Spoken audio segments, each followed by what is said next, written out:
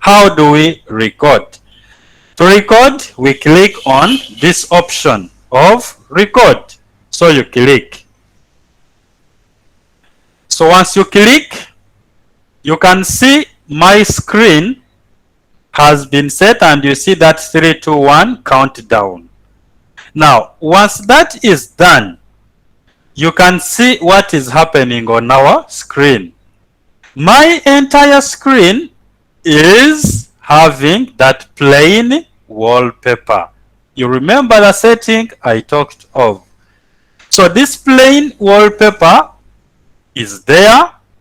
Secondly, we said we don't want any icon to appear on our desktop. That's why we see no icon on my desktop. So if I wanted to access an icon, I will not be in a position to access it. Another feature is this one. If we decide and say, if we had said this this flashback should remain on top of every window, then this would remain there. In every window that you open, it remains there. So to remove this, you only minimize. By the way, whatever I'm speaking right now is being recorded. As we can see from this counting, this simply means everything I'm talking is getting recorded. So once I minimize, this is what should happen. Do not be very fast and stress yourself that you don't want people to see that flashback thing counting. You can always trim off or cut or edit your video. To stop, we said we can press now Ctrl Shift S. If that is not there, I can press that option here. I click and it is displayed. Then I say stop. If it is not there, press on your keyboard. The other hotkeys you set Ctrl Shift Stop. So when you press on it, this is what will happen. So now that the recording is done, I hope we can see we have our desktop settings back the way they were before starting the recording. The plain wallpaper is off, our icons are back. So here, if you want to play, you come and click on play. What is going to play is, you've seen it is saying opening player. So to play, it will bring for us this very information here. So if you want to play, you click on this button to play. We can see the screen is moving. Now, we talked of changing. Let's first of all save this particular file of ours. We can do that by going to this option of, we can go to this option of file. Before I go there, members, now we see all these options are active. I can now decide to work with these options because mine is a player, is a pro. Now for you, if you decide to work with the express version, these options will be inactive and I will ask you to maybe upgrade to pro, something of that sort. Then to save, I will click on file, then we say save as. When we click on save as, let's look at this file name. File name is saying zipped folder. Here we have the date, the date and the time. Then below here is what is important. Flashback movie files .fbr. Even if you click there, you will not be in a position to see any other file type. So what we do is to give this file a name. You can delete everything if you don't want the date and time to be included. So we can say workshop. Then I put it on the desktop and click on save. It is saved. On top here you will see workshop.fbr. So here we are free to close. I'm closing this. Then I want to access our file. Our file, what did I call it? Workshop. Now, this is how this file will appear. You can see this. Let me create for it a special. This is how the icon will appear because it is FBR file. So for you to export it, maybe you want to play it or export, you will just come and double click. So when you double click this, it will open the flashback player, not the recorder, because it is the player that enables us to go ahead and play this particular video. So here we can see that the player has opened it.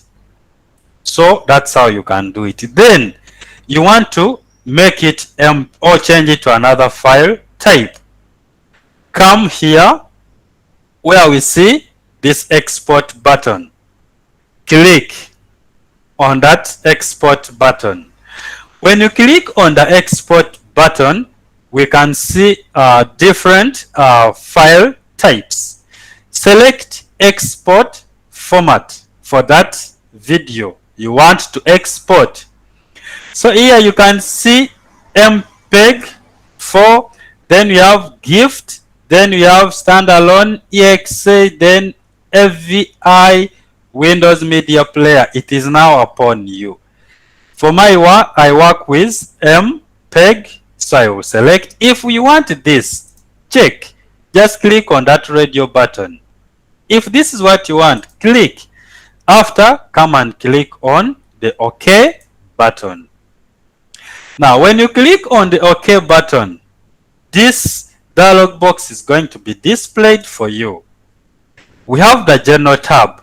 Under General tab, you can see Export Frames. We want the entire movie. If you want to select some frames, then come and click here and select. But for us, leave it as whole movie. Scaling, there's nothing much I can talk about. Then we go to frame rate.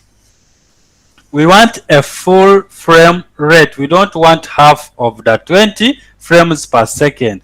You remember our setting, we said 20 frames per second. This is what we see, FPS, frames per second. We want our full frames that we set. So we leave it like that. Create a key frame every 40 frames. That is, if you want, you can also change the number of frames. So this one is not also very important. Then video and sound quality. Video encoding, the mode, quality, we'll leave it as quality. Then quality of the video, do you need the lowest quality or the highest quality? Lowest quality, you'll make your viewers to give you a number of complaints all the time. So if you love complaints, then leave it at the lowest. But if you don't want people to over complain, move it to the highest, and it is 100. Then we have sound encoding. Very, very important. If we uncheck this particular box, export sound, yes, the truth is we recorded our voice and the voice is on the video. But once this option is unchecked, what we shall have is only that motion without our voice in the video. So make sure always that this option is checked so that your voice is also in that particular video. This program allows you to do streaming. as well. So you can do that if you have some YouTube channel you want to. As you're recording this way, it is also being streamed online. Then we have this option, codecs. Here we have open H.264. This gives better export performance and smaller files. Now, this option works for us. It has, like you see, best or even that better performance of video export. But if you want to use this, you have to always be connected to internet while exporting the videos.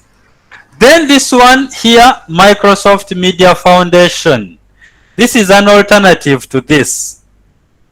It is not supported on Vista and earlier, but what is important here, if I'm not connected to internet, I can still export my videos. Like for my case, all my videos I export with the help of this option, Microsoft Media Foundation.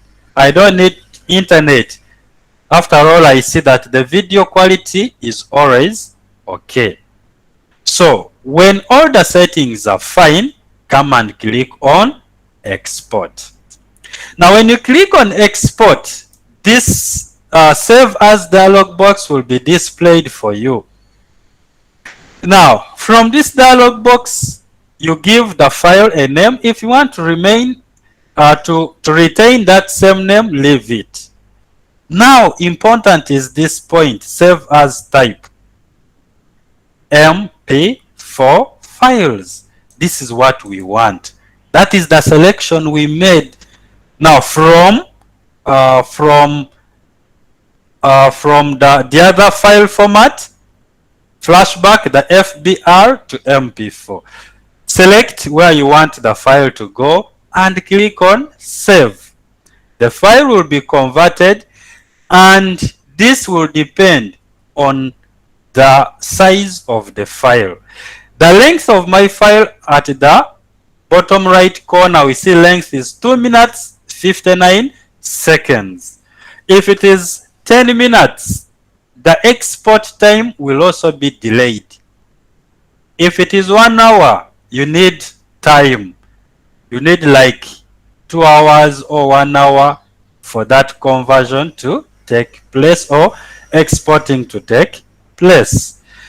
So you can see it is going on.